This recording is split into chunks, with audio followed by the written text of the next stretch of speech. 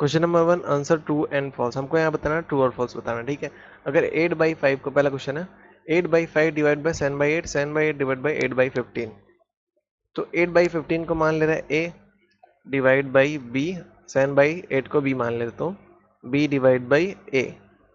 कहे दोनों आपस में इक्वल होंगे। देखो रेशनल नंबर में हमारा मल्टीप्लिकेटिव जो होता है, मल्टीप्लिकेशन जो होता है वो हमारा कम्यूटेटिव होता है, लेकिन डिवीजन जो होता है वो हमारा कम्यूटेटिव नहीं होता है। कम्यूटेटिव मतलब कि जैसे a इंटू बी करो या b इंटू ए करो, मतलब 3 इंटू 4 करो चाहे 4 इंटू 3 करो,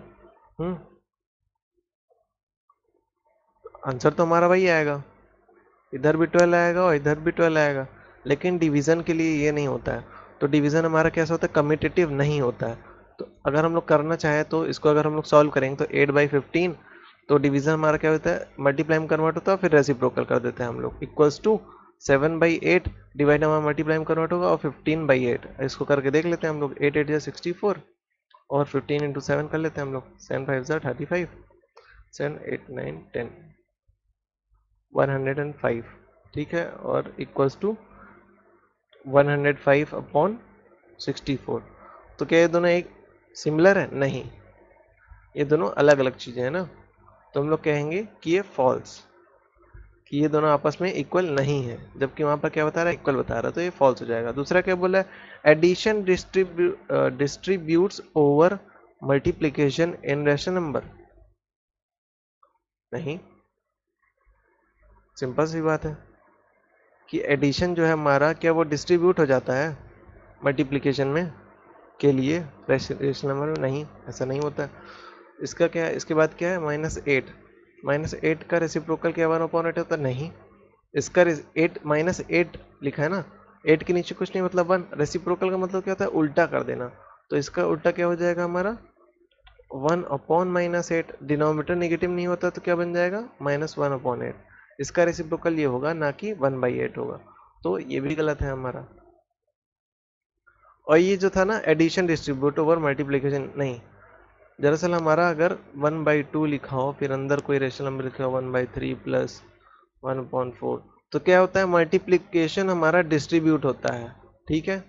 डिस्ट्रीब्यूटिव प्रॉपर्टी हमको याद है ना, कि बाहर कुछ लिखा हो अंदर कुछ सम में लिखा हो या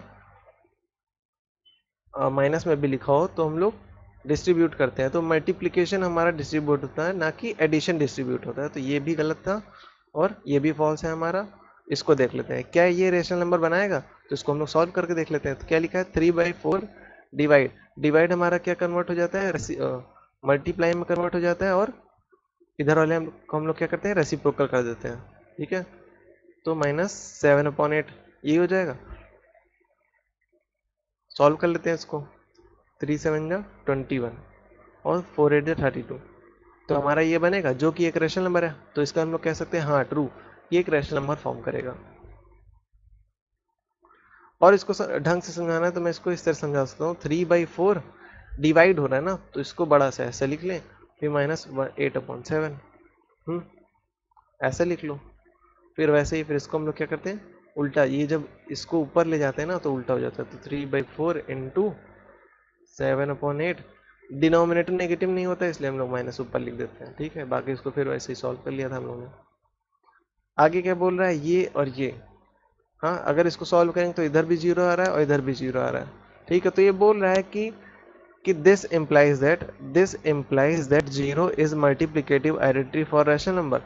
तो इससे हम लोग कह सकते हैं कि रैशनल नंबर में 0 हमारा कैसा होता है, मल्टीप्लिकेटिव आइडेंटिटी होता है? नहीं, मल्टीप्लिकेटिव आइडेंटिटी होता क्या है, ठीक है। कोई इस ऐसे नंबर को हम लोग मल्टीप्लिकेटिव आइडेंटिटी बोलेंगे जिसको हम लोग मल्टीप्लाई करने पर उसकी वैल्यू नहीं चेंज होती, जबकि यहाँ पर क्या हो रहा है, वैल्यू चेंज हो जा रही है। ये 4/5 हमारा क्या बन जा रहा है, 0 बन जा रहा है। तो आइडेंटिटी चेंज नहीं होनी चाहिए, वैल्यू चेंज नहीं होनी चाहिए, सॉरी, ठीक है। तो 4/5 में हम लोग क्या मल्टीप्लाई करें, 1 मल्टीप्लाई करें, तो उसकी वैल्यू क्या रहेगी, बिल्कुल नहीं चेंज होगी। तो हम लोग क्या कहेंगे, मल्टीप्लिकेटिव आइडेंटिटी क्या होता है, 1 होता है, ठीक है। तो ये भी हमारा गलत हो गया। मल्टीप्लिकेटिव आइडेंटिटी क्या होता है किसी भी रैशनल नंबर के लिए, 1 होता है। 1 बोले या फिर हम लोग बोले 1/1, ठीक है।